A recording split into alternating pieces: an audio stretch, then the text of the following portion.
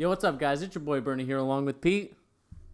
And today we got again the charge, as always, bringing you the latest NBA news and rumors right here from where we're sitting right now. I don't know where else to go with there, but let's just jump right into it. James.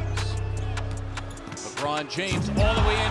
Here comes Simmons the other way, 3-on-2. Simmons eludes the defender and lays it in with that. Certainly the length altered that shot. Out of the quick steps, crutches. Play right there. Porzingis from Jennings. Throw down and a foul. Irving, splits the defense with the dribble. All right, what do we talk about first, Bernie? All right, so the first thing we got to talk about, of course, is something that, we've started with a lot of videos. Of course, with our Four Horsemen video being the most popular one so far, we decided to have a little debate because there are two horsemen in this video, thing we're going to talk about, and that is Kristaps Porzingis and Giannis Antetokounmpo. So, looking at the videos, looking at how everyone is in love with Giannis and all that, if you were to build a team or just compare the two, who would you start your NBA franchise with? Out of the two of them, those boys. And let me just preface this by saying Antetokounmpo's played 5 years in the league. Giannis has played 3. And then, of course, Giannis has his one All-Star compared to Porzingis' 0. But that's, of course, he's going to get one this year. So it's not even... Yeah. It's a me talking point, but just to show everyone what the stats are so far compared to the two. Yeah. And head-to-head. I mean, it's kind of, this one's a toss-up, really. I mean, I'm going to stick with Kristaps because that's my boy. Right. I gotta rep my team, my man. That's my man. That was sus. A little sus, but a little that's okay. sus. It's okay, though. Yeah, I'm going to stick with Porzingis. I do think he's more well-rounded than Giannis is. Honestly, I really do. Minus the fact that he doesn't pass, but he really doesn't need to pass because he can score from anywhere on the court with Right. pretty much ease. I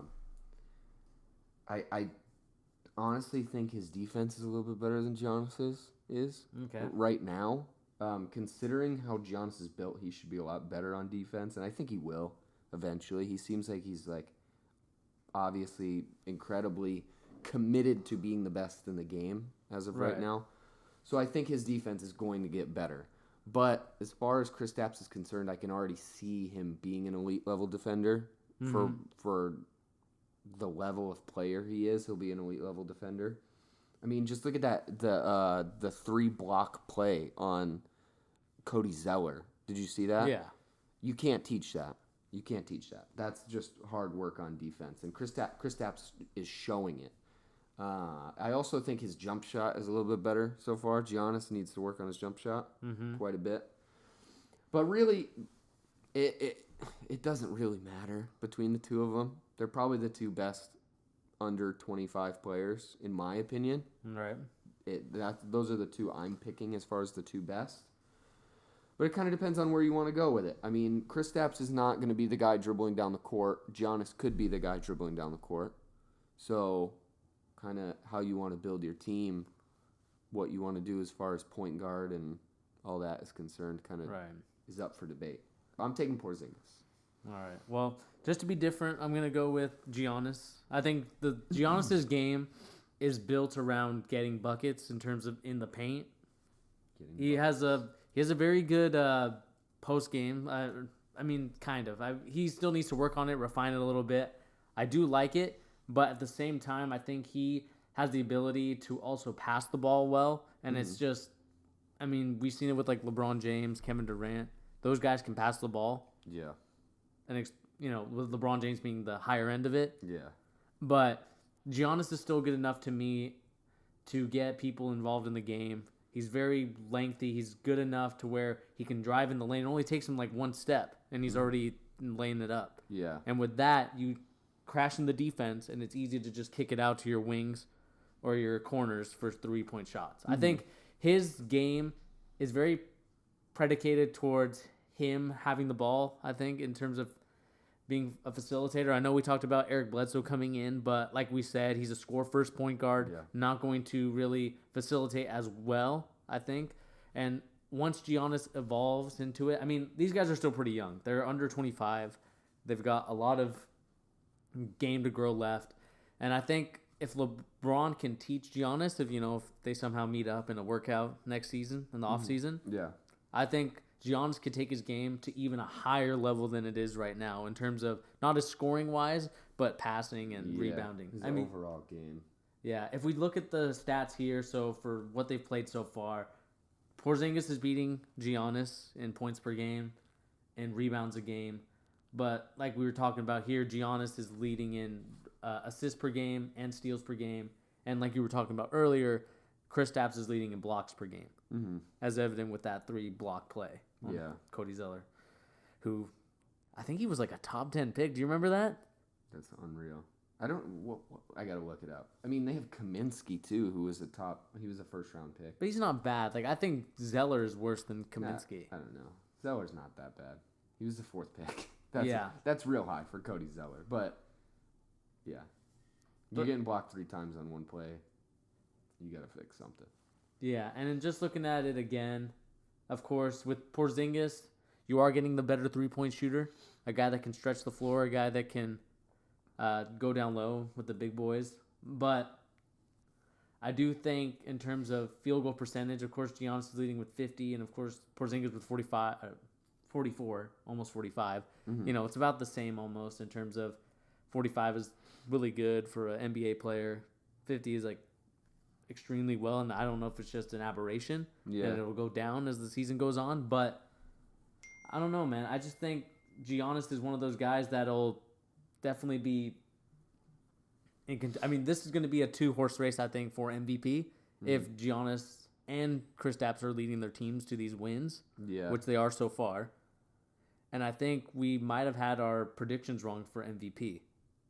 I mean, I'm pretty sure I said Giannis was gonna win. Did I? Oh no, I said No, Kawhi you said was gonna Kawhi. win. Well, all right. Well, let's hold on. If Kawhi comes back, right, and the Spurs win the championship or make it to the finals or Western Conference Finals, I still think he's gonna win. But those 2 boys are in the top 3 for sure if they stay healthy. Right. I'll say this too: Kristaps does take more threes than Giannis does, so that kind of explains maybe the little dip in field goal percentage because he really does score almost everything he shoots in the paint. Right. But he takes a lot of threes, so he makes a lot though, so that's a good thing. But then, what was I gonna say? I had a point and now I've lost it. I'm gonna go to something else that I was gonna talk about. Ben Simmons. Right. We didn't even bring him up in this debate. I really do think if Ben Simmons can figure out how to shoot a 3-pointer, I mean, if he ever decides he wants to take a 3-pointer, which as of right now he just doesn't even try. Mm-hmm. If he could incorporate, I almost said install. I mean, I guess that's the works. But if he incorporates a decent 3-point shooting average, or he makes a couple a game, he's my pick out of all 3 of them. Out of any of them, his game is the most well-rounded of all 3. Okay. Minus the 3-point shooting. Yeah, and that's the thing. I know we like to compare him to LeBron, but to be fair to LeBron, he does have a decent shot compared to Ben Simmons. I think Ben Simmons is more in the lines of he's still a driver. Yeah. And maybe a pull-up if it's like very closer to the basket. But otherwise, the rest of his game is really good. But I think I would still take Giannis only with the fact that he's so lengthy, man. Like this dude can literally get from the half-court line to the 3-point line in like less than 2 dribbles. Yeah.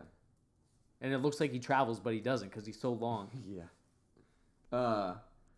Well, I'll say this: as far as LeBron is concerned, he did have to work on his long-range shooting for a while. It took him a few years. I mean, the fact that this is Ben Simmons' first year, he has lots of time to work on developing that into his game. But I mean, Ben Simmons is he's strong. Like, he's really strong. Right. Dominates dudes. And I do think, out of all 3 of them, his passing is the best. Mm-hmm. He's the best pure scorer out of the 3 of them, really. Just for the simple fact that the other 2 can score threes. I don't know. Maybe he's not. But I don't know. I really do think Ben Simmons in the long run will end up developing into the best out of the 3. Because I love Kristaps, but I really do worry about his size in his build, longevity-wise. I worry that how long he can maintain that dominance in the way he plays. Because he does play very physically, and to be built like that and be that tall, your body takes it really takes a hurting on your body really quick. So I worry about that for him in the long run. But Giannis, like, all three of those dudes are just they're the wave. They're the next wave of stars. They're bringing life back to basketball, which is a great thing because it was kind of dead for a little bit there. Yeah, I think that's just like kind of the way we talked about it, and then.